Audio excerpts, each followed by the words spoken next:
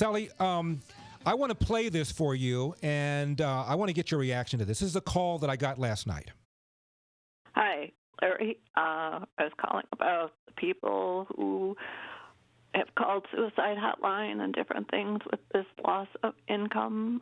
I am a widow of somebody who did commit suicide because of income. It was not now during the epidemic, but it was because of dwindling income and hopelessness, which he hid from me. I had no idea this was going on in his business life. And I came home from work one day and found him hanging in the garage. He did leave a note about the different debts and things like that, but financial problems are a horrible thing. It's just a horrible thing, worse than the virus. That's all I wanted to say. Bye. And Sally, as you heard her say, was not connected to COVID-19, but he had some business issues, which a number of people, millions of Americans now are having because of this pandemic. Sally Pipes, how many people do you think are going to have that kind of reaction to losing everything, the way this man had to losing everything? Well, I think there's going to be a lot of that, Larry. I saw a national study this morning that came out about small business, and it said that what the polling they had done, 52% of small business owners said that they thought they would be bankrupt within 6 months. So, I think this is very frightening. And I mean, I've seen in Pasadena restaurants that I've gone to for years have already closed down.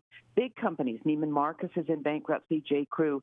This pandemic and the way the public health officials are handling it, I think is they're not thinking about the economy. And here, in California, we haven't really had that many deaths, particularly in San Francisco. There are ICU beds available. But meanwhile, this is having a tremendous impact on people in California, people all over the country who have, lost their job, lost their income, and the money that's coming through. That if they're able to get a grant, and I know many people who applied for small business loans through the stimulus package, and they haven't heard a word, they haven't got anything. So I think we're going to see a lot more of that, and we need to open up the economy and get people back to work. A lot of people, Larry, are depending now so much on entitlement. They think they're making more money than when they were working. We've got to change that mentality, or we're going to be moving more and more down the path to a government-run economy. Sally Pipes is my guest. She's president and CEO, of course, of the Pacific Research Institute. Sally, how do you respond when people say, well, the Republicans want to repeal Obamacare? God forbid that millions of Americans should be without health care.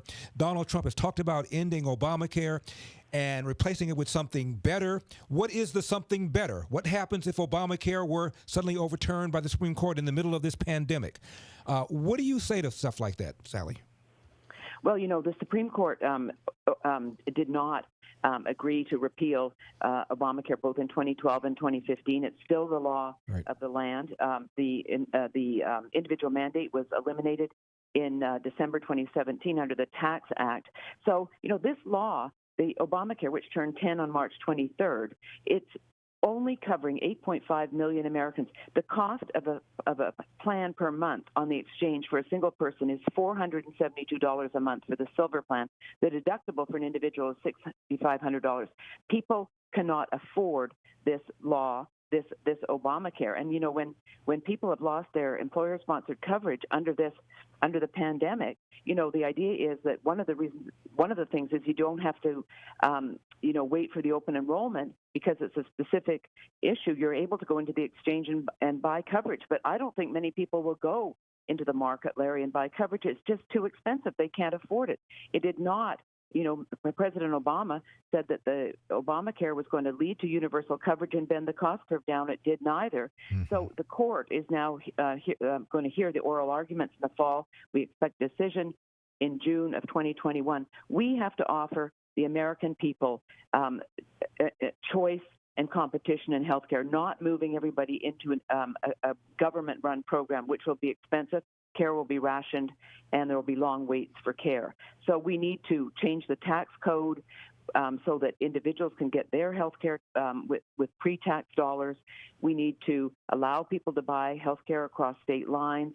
We need to change Medicare and Medicaid so that they're available for the people that really need them. And telehealth is something that's really been working well, that has come into the fore, a deregulatory thing under this pandemic. It's cheaper. People have access to doctors.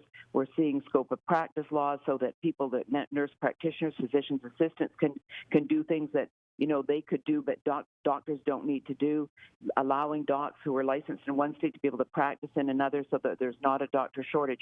These are the kinds of things we need to open up the economy, to give people the kinds of choices to get the kind of health care that they need. And so Obamacare did not. And as the president said, I mean, it's lousy health care. It's expensive, and people can't afford it, and they didn't sign up for it. Sally, we only have about 30 seconds left. How are we meaning America, dealing with the coronavirus pandemic as opposed to the other European countries that have universal health care? Well, I mean, I think we're doing very well. I mean, it's the pharmaceutical companies, the biotech companies are doing all the work in getting antivirals, getting a vaccine to market, getting vaccines through trials. It's not happening in countries like the UK. I just looked at the UK at the percentage of deaths versus cases. It's about 14%. In this country, it's only 5%, and most of the deaths, Larry, are in New York. We have to leave it there. Sally, as always, thank you very much for coming on.